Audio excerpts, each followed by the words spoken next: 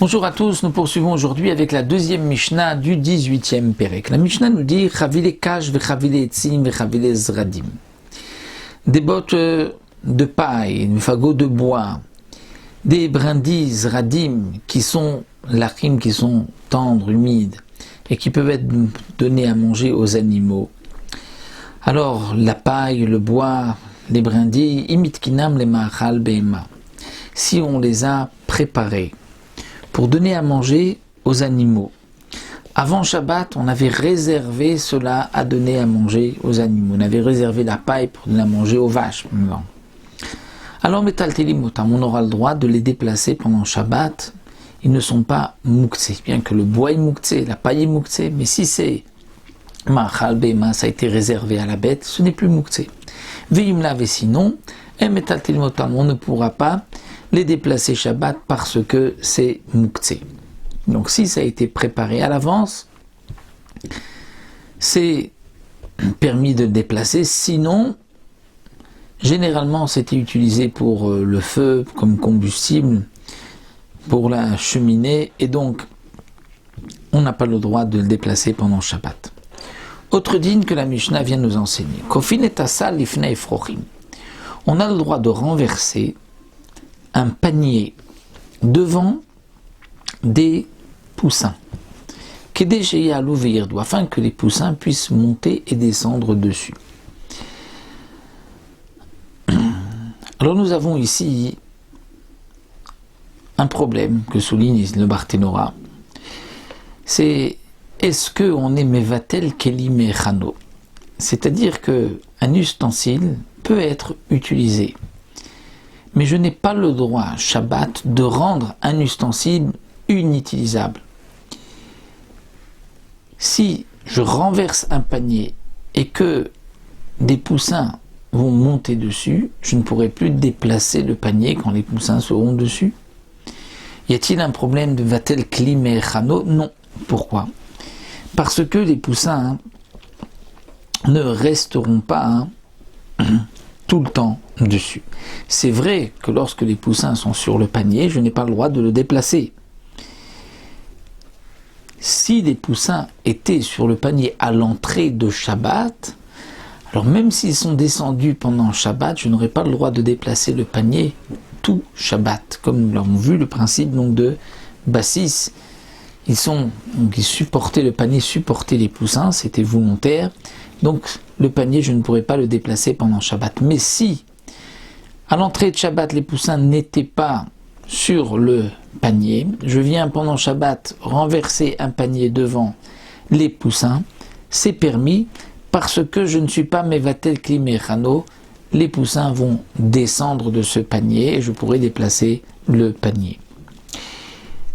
Il y a un autre problème que souligne le Barthénora, c'est que nous avons un avis qui dit qu'un ustensile ne peut être déplacé que pour quelque chose qui se déplace aussi. Et un poussin, c'est mouktsé, on ne peut pas le déplacer. Donc comment puis-je déplacer un panier pour un poussin qui lui-même ne peut pas être déplacé?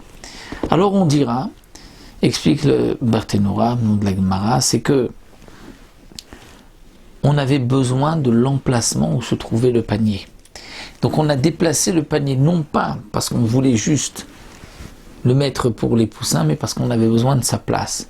Et donc dans un cas pareil, on aura le droit de déplacer le panier. Donc voici le chidouche de notre Mishnah par rapport à ces deux points-là. Un autre enseignement que nous rapporte la Mishnah, Tarnegolet chez Barcha, une poule qui s'est enfuie. Quel est le problème d'une poule qui s'est enfuie? C'est que il faut la ramener, elle est mouktsé, on ne peut pas la porter. Alors dochimota chetikanes, on va la pousser doucement, avec donc par derrière, avec la main même, chetikanes jusqu'à ce qu'elle puisse rentrer. On ne va pas la soulever doucement, l'aider à avancer par les ailes. Pourquoi? Parce que la poule a l'habitude de s'envoler, donc je vais l'avoir dans les mains, je vais la déplacer, je vais porter quelque chose de mouktsé. Ce qui n'est pas le cas pour, dit le Barthénora, pour des oies. des oies ou d'autres oiseaux. J'ai le droit même de les faire un peu sautiller, étant donné qu'ils ne vont pas complètement se lever, donc je ne vais pas les porter, je vais juste les aider à revenir, à rentrer. Donc la poule qui s'est enfuie, juste je vais la pousser, jusqu'à ce qu'elle rentre. Medadin, Agalim, Usiachim, Birshut Arabim. On a le droit de faire avancer en attrapant par le cou un veau, un petit anon dans le Rishut Arabim. Je vais le tirer, l'aider, lui faire bouger un peu les pieds. Ça, nous avons le droit, étant donné que je ne le porte pas, juste je l'aide à avancer. Isha, une femme, Medada et Bena. Elle pourra, elle aussi, attraper son fils par le bras et lui va avancer doucement, doucement. Ça ne s'appelle pas qu'elle le porte. Mais Amar Rabbi Yehuda et Matai. Bisman Shunotelachat ou Maniachachat, dit Rabbi Yehuda seulement si l'enfant pose un pied, élève un pied, il lève, il pose. Avalimaya Gorer. Mais si elle le traîne, donc elle le porte, là c'est interdit. Rabbi Yehuda n'est pas en marloquette avec Tanakama. Lorsqu'il dit Ematai, c'est qu'il vient expliquer Tanakama. Donc Rabbi Yehuda vient nous dire Ematai, quand est-ce que Tanakama a dit qu'une femme a le droit de déplacer doucement ses enfants, son fils, c'est lorsque il lève un pied et il pose le pied. Pourquoi ? Parce que même si arriverait un moment où elle le soulèverait, il n'y aurait pas là une interdiction minatora, juste une interdiction midérabanan, parce qu'on a un principe que le chai noseh tatzmo, le vivant se porte. Le vivant se porte, c'est-à-dire que une personne qui vit, lorsqu'on porte cette personne, elle nous aide à la porter, et donc ça ne ressemble pas au Mishkan, donc ce n'est pas interdit Shabbat minatora, mais c'est une interdiction midérabanan de porter un enfant dans les bras dans la rue Shabbat. Donc de le faire avancer, même si à un moment il peut peut-être se soulever et que la mère va le porter, puisque ce n'est qu'un Issur midérabanan, je ne crains pas qu'elle arrive à une telle chose. Mais si elle traîne l'enfant, là c'est assourd, parce que c'est comme si donc elle le porte, et c'est interdit même dans un carmélite, même dans un domaine qui n'est interdit de porter que midérabanan.